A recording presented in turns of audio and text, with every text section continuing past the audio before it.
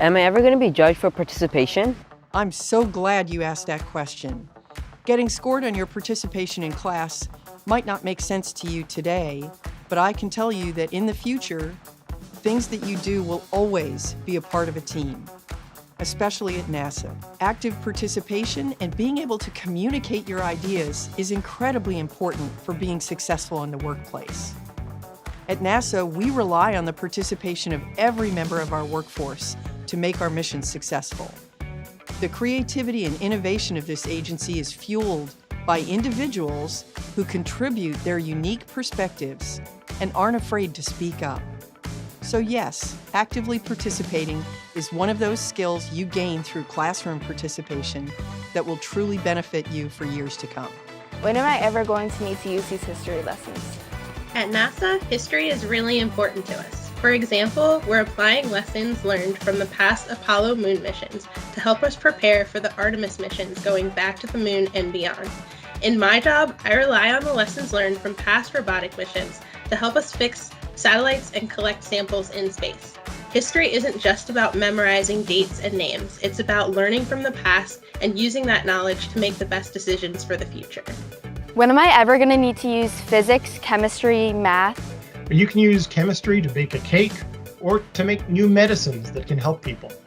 You can use physics to ride a skateboard or to build a rocket to explore the planets. You can use math to figure out if you can afford to buy that really cool car or to understand what's happening inside a black hole. Here at NASA, we're using math, physics, and chemistry on DART, the Double Asteroid Redirection Test Mission.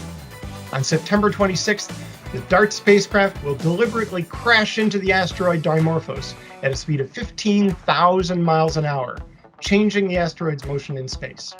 We're doing this to learn how to deflect asteroids, prevent a collision, and keep our planet safe. When am I ever going to need to study as an adult? That's a really good question, and I feel like I've been studying my whole life. So I studied throughout school, and then when I got to NASA, I kept studying so I could learn more. I'll give you an example.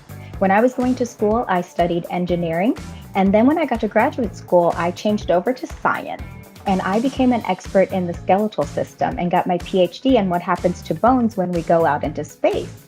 Then I came to NASA, and I was responsible for implementing a scientific strategy for a lot more human research than I had learned in school. So I had to keep learning. So I already knew about the bones, but then I needed to learn about what happens to the cardiovascular system in our hearts when we go into space, what happens to our muscles when we go into space and we don't use them as much anymore because we don't have the effects of gravity, and the entire human body in space. So I feel like I'm just always constantly learning, and I love it. When am I ever going to need to present anything? So I'm so glad you asked that question, because presentation skills are honestly crucial life skills. And you might not know it, but you're actually exercising and training this muscle almost all the time. So let me give you the perfect scenario. Engineers and astrophysicists at NASA recently released the highly anticipated James Webb Space Telescope first images. And in these amazing images, you can see hundreds and thousands of stars and galaxies all around. But we had to present that information to the general public. And even now, I can tell you cool facts about how Stephan's quintet has 5 galaxies almost forming this galactic dance with each other, and how we know that there's an active black hole in at least one of them. You see, presentation skills allow you to articulate your thoughts and ideas to your audience and help stir them to either thought, action, and in some cases, even both. Great question. When am I ever going to need to work in groups? Well, let me tell you, Clayton, at NASA, we work in groups all the time. In fact, no one has ever gone to space by themselves. I know what you're thinking. Megan, those first space flyers were in a capsule with just one seat. But even then, it took a team to get them there and to get them home safely. When we're tackling the big, important problems, like designing and operating new spacecraft, we need a team of people willing to bring their best ideas, their questions, and their solutions to make it all work. Sometimes you need to step up and be the leader. Sometimes you need to be a strong follower, but always you need to be respectful of what each person brings to the team and support each other to reach mission success. Together, we will go far.